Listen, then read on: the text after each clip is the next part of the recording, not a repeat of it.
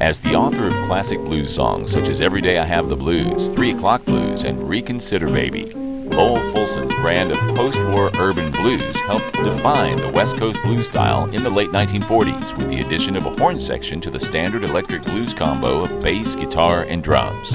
Born in Tulsa, Oklahoma on March 31, 1921 to parents of Choctaw and African-American descent, Fulson grew up around Ada, Oklahoma in south-central Oklahoma. Lowell's grandfather played violin and 2 of his uncles played guitar.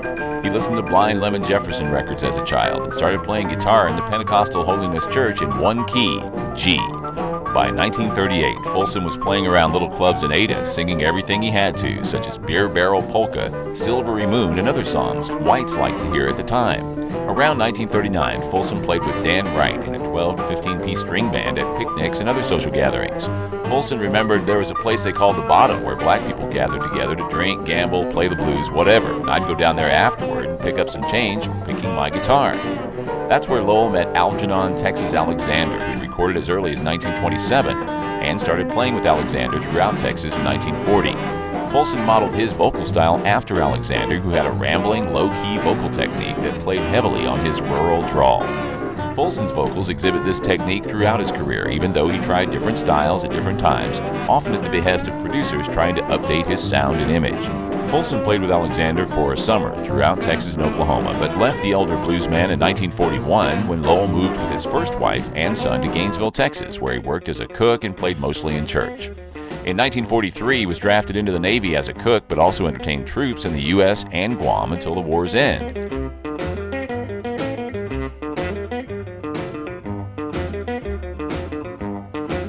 After being discharged from the military in 1945, he returned to Oklahoma, where he worked as a cook at the Wade Hotel in Duncan, Oklahoma. But he wanted to go to the West Coast to try and find a musical career. As a result of the migration of many African Americans to the San Francisco Bay Area in World War II to work in the shipping and munitions industry, Oakland had a thriving blues scene of nightclubs, bars, and independent record labels. Since Fulson had been stationed in Oakland during part of his Navy stint, Lowell knew about the scene there and decided to make it his home in 1946 when he made his first recordings for $100. Fulson's first release was Cryin' Blues, You're Gonna Miss Me When I'm Gone, with his brother Martin Fulson backing him up on guitar. In 1947, Fulson established a solid backing band of bass, drums, and piano and recorded several more songs for various labels in Oakland, where he had an R&B hit with 3 O'Clock Blues, later covered by B.B. King. Playing primarily around San Francisco and Oakland, Fulson moved to Los Angeles in 1949, where he recorded with fellow Oklahoman Jay McShann on the Swingtime label. Because McShann was more advanced musically than Fulson, Lowell preferred pianist Lloyd Glenn, who had played with T-Bone Walker. Fulson and Glenn decided to add horns to their sound to fatten it up, and the hits started to follow, as well as the moniker of Uptown Blues, sometimes called West Coast Blues or California Blues. Uptown Blues is a hybrid form of blues that combines the riffing horn section elements of jazz with the electric blues combo of drums, bass, and guitar. In 1950, Lowell had solid success on the Swingtime label with Every Day I Have the Blues, an R&B hit that reached number 5 on the charts and which became B.B. King's theme song for many years.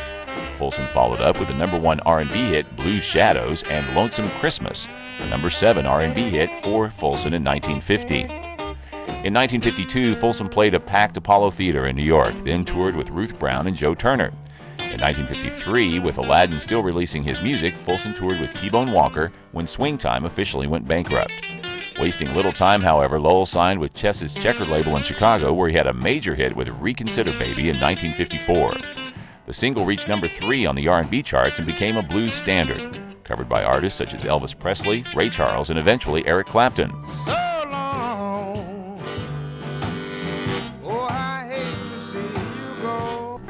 However, Fulson did not fit in with the Chicago studio environment, where his horn section made him stand out from Chess' stable of Howlin' Wolf and Muddy Waters. Subsequently, Uptown Blues became a somewhat snide commentary by Chicago musicians about Fulson's music, which prompted him to move back to the West Coast and mail in all his studio recordings to Chess.